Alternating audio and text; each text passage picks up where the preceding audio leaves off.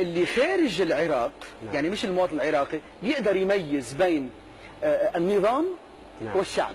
نعم. فهي حية الشعب العراقي. نعم. لانه عنده جماهيريه كثير كبيره، ولكن لم تجي على النظام. نعم. المواطن العراقي وقت يسمع قد ايه بحس حاله مقروص هو كمان. يا اخي ما تحكوا لي عن بلدي ولا شعبي ولا حكامي ولا نظام الحكم. لما سالت لام سوزان نعم. قلت لها لما شاهدت هي صدام حسين وتمثال صدام حسين يقلب، قالت لي يا ريت لو كنت موجوده انا حتى ادوس على راسه. نعم. هذه المواطنه الكويتيه هي اللي عانت الغزو. شوف، اولا خلينا نحكي موضوع، يعني احنا نتمنى الفنانين ان نزرع الان مثل ما حكينا في البدايه المحبه في هذا الجيل. نعم. ونبعد شويه عن الحقد والكره. والماضي خلص، يعني جرح الماضي اذا انا اظل في هذا الجرح راح أألم نفسي. بيندمل. يعني هو قاسي كان. يعني انت تصور الشعب العراقي الان اللي هو 30 مليون. صح. اوكي. هو يعاني. اسمح لي، في نفس اليوم دخول الكويت، الغزو للكويت، احنا كنا في يعني كل العراقيين، يعني 25 مليون عراقي بعد نايم بعد ما صحى من النوم ما يعرف شنو اللي صار. كل شيء ما حد يعرف. اندقت علينا الابواب الساعه 7 الصبح. اصحوا من النوم خير ان شاء الله، اتفرجوا في التلفزيون. نتفرج في التلفزيون نشوف داخلين في الكويت. طب هذا الشعب شنو ذنبه؟ شنو علاقه هذا الشعب؟ النهارده شو كان عندك تور كمان عندك؟ كان عندي انا حفله انا وعبد الله ونبيل في ابو جنيف. خالد وابو شعيب. استاذ عبد الله الرشيد واستاذ نبيل كان عندنا حفله في جنيف. في جنيف. وانا والشنط محضرها، انا دا اسافر نفس اليوم دا اسافر. صحينا الصبح لقينا التلفزيون الدنيا مقلوبه. شو اللي صار؟ شنو هذا؟ قالوا دخل على الكويت وقتها. زين طب هذا يعني الشعب هذا شو حكيتوا انت وابو شعيب وابو خالد وقتها؟ انت وعبد الله الرويشد ونبيل شعيب؟ ما حكينا، بس التقينا من بعد، يعني ما حكينا على الظلم اللي صار. يعني قال يا اخي يعني حكوا بعد سوى الجرح كبير. انا احكي لك جرحهم كبير. يعني انا واحد جالس ببيتي يدخل علي جاري من عربي، يعني هذه مصر ما حد راضي عنها، ولا عراقي تسأله راضي عنها، مستحيل. بس شنو اللي بإيد الشعب العراقي يعمل؟ ما عنده شيء يعمله. يعني الشعب العراقي احكي لك عن اشياء صارت. كانوا احد الاخوان هو وزوجته في الكويتيين، فقال لها ده يقول يعني اليوم كيف راح، كانوا ببغداد يتجولون، فجو المحل ده يشتروا، فقال له شلون اليوم؟ قال له اليوم وين راح ننام؟ قلت له بيوتنا مفتوحه لكم. اصدقاء عندي لو تعرف كم عائله اجت عنده في البيت محافظ عليهم، ولو تعرف لو مسكوا هذا الصديق بهذاك الزمن كان يعتبروه يعني ما اعرف، يعني يمكن ما اعرف القانون كيف كان، يمكن اوكي او غلط او صح، ما فكر. بس فكر انه هذا شعبنا، هذا شعب يعني احنا اخوان. كاظم الساري قديش؟ اسمع لي خليني اكمل. هذا الموضوع شويه مؤلم. تعرف ليش مؤلم؟ لان ارجو ان اللي يطلع في التلفزيون ارجو ان لا ينكر. انا ما اقصد السيده، لا لان حكت قالت شعب مظلوم، وانا احييها انه مجرد هاي الكلمه انا كانت، وانا احييها واحيي فنها وعندنا احنا متابعين لها جيدين، يعني طبعا. من ضمن عائلتي عندي متابع لها جيد جدا طبعا. نعم. ما عندنا هذا الحقد، ما عندنا الشيء. بس الالم اللي صاب العراقيين يا اخي اكثر الان. الالم اللي صابنا احنا اكثر. يعني هذه المعلومه لازم يفهمها الكل. نعم. احنا شعب يعني ما عندنا شيء نحكيه. يعني انت نايم بفراشك وصحوك قالوا لك تعال اتفرج على التلفزيون وشافوك وشفت هاي المأساة. انا كان عندي مأساة حقيقة، كان عندي اصدقاء، وحتى اتصلت واحد اصدقاء قلت له اذا اي شيء تحتاج انا موجود اخوك، بس انا ما عندي شيء اعمله، انا سامحني. يعني شو نقدر نسوي؟ شو نقدر نقدم لكم؟ تعالوا عندنا. حقيقة عندنا اقارب. ظلمت كاظم الساهري بهذا الموضوع. يعني اثناء حكم صدام ظلمت انت. يعني كاظم انت الاشهر الاكثر شهرة. يعني الفنان ممكن يعتبروه بوق سياسي او بوق حاكم او بوق نظام حكم. حكوا عني عندما غنيت تذكر كلما صليت ليلا ملايينا تلوك الصخر خبزا، على جسر الجراح مشت وتمشي وتلبس جلدها وتموت عزا.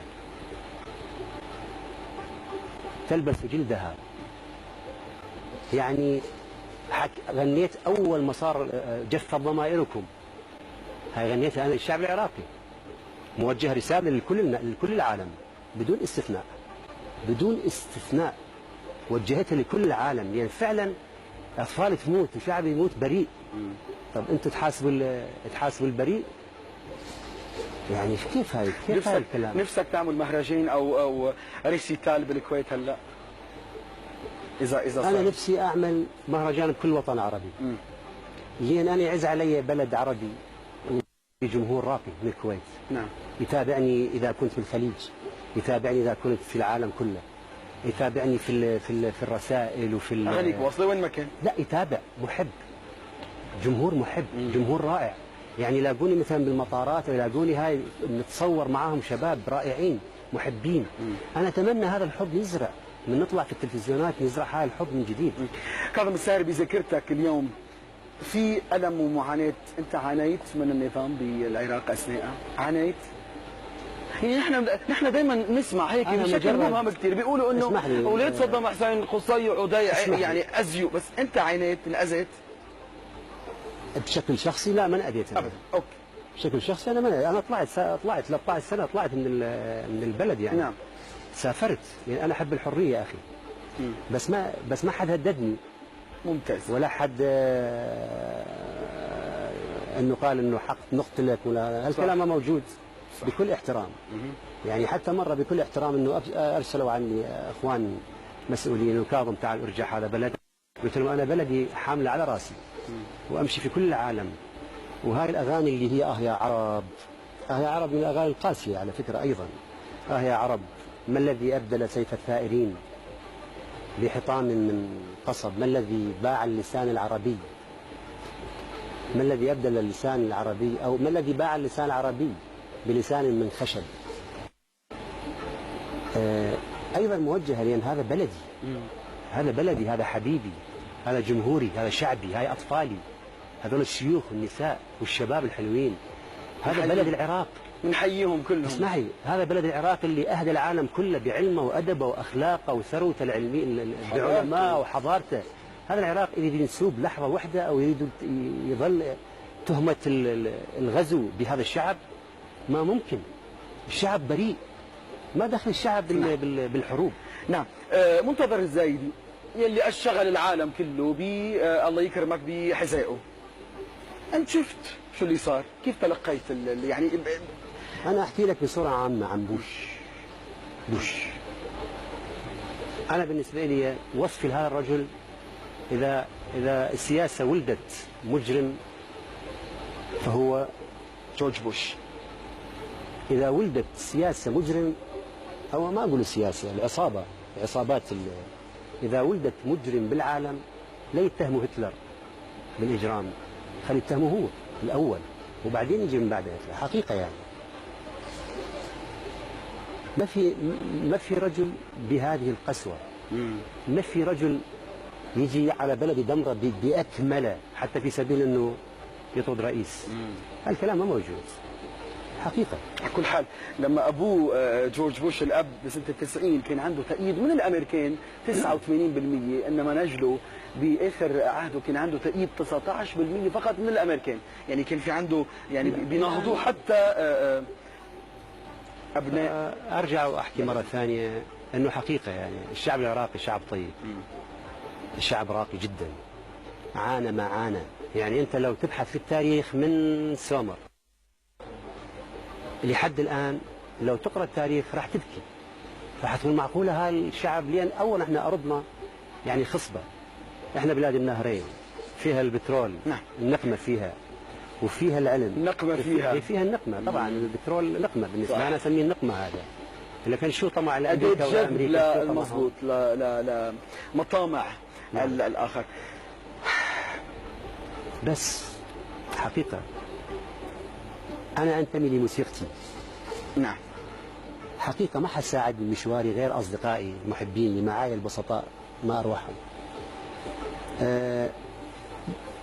ما استفادت ولا حفلة من دولتي ولا حاجة. يعني في ناس يعني قال لك أنا استفادت علم وثقافة وأخلاق وأدب من الشعب العراقي. هذا استفادته حقيقة أقول لك إياها. كرهت كاظم الساهر لأني عراقي، لأني أنتمي لهذا البلد الراقي. نعم. نعم. وهي